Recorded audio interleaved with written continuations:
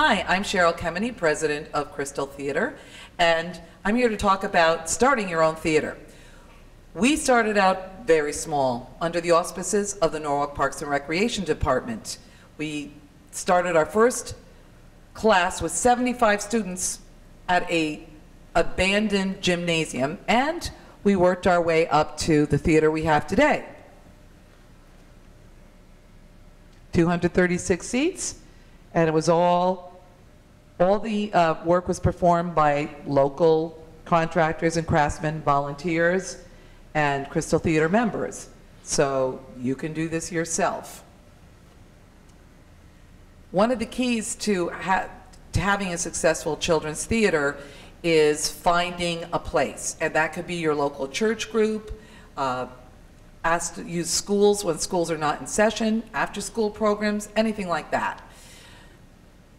With us, we stress costumes and the material. You can find the material at Crystal Theater Publishing. We have lots of shows for all age groups, and they're easy enough to put on. The next step is, what if you need a choreographer? You go to your local dance studios and see if there's anyone willing to volunteer to work on their show. The upside of that for them is they can recruit new students, or you can actually recruit students from them. So it's good to partner up with groups throughout the town. Our first choreographer was somebody I met at a seminar, and turned out she had a dance studio, and right away we got together, and she's still with us today, 26 years later. So it's worth it to reach out to people in your community. The hardest thing to find is the musical director, and the most pricey. I would say maybe go to the local piano teacher, but sometimes pianists are not the same as an accompanist. Accompanist has to support that singer and not go their merry way. So that's something you need to work out and practice. Another good possibility is the local high school musical teacher, or more likely the middle school music teacher or elementary school musical teacher, who might want some work on the side and be willing to do one show a semester with you. So that's another avenue to pursue. We do provide you with background CDs that you can use for performance, which is effective particularly among the younger students.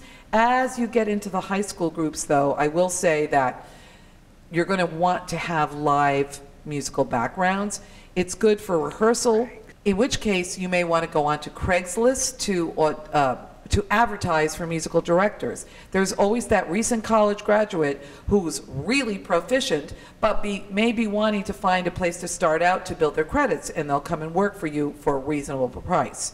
So you need to be proactive, get out there, use the internet, Facebook, any of those social networking sites to try to find people that you can use to help you teach your classes. For most of our shows, we started off without a theater and we had no set. Now, you're going to see one set that we're still using 20 years after we first started.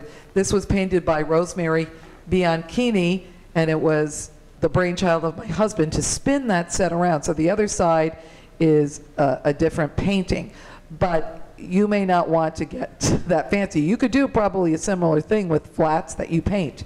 But for the most part, we just use little set pieces, and now our favorite thing to use is projections. So the most expensive thing about that is you're going to need to have a scrim, which is a plain white solid screen to project on.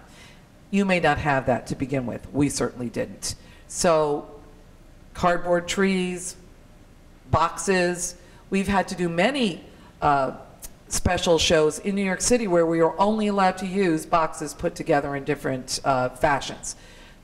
Material thrown on the floor, kids becoming trees, all kinds of ideas like that. Our shows, Ellis Island and Aesop's Fables, even Mother Goose Retires, none of them require a set. Costumes, and for costumes, Goodwill. Those parents who like to sew, you don't find them so much anymore, but you will find people that like to do face painting, and that's very helpful in shows like Thumbelina, Mother Goose Retires.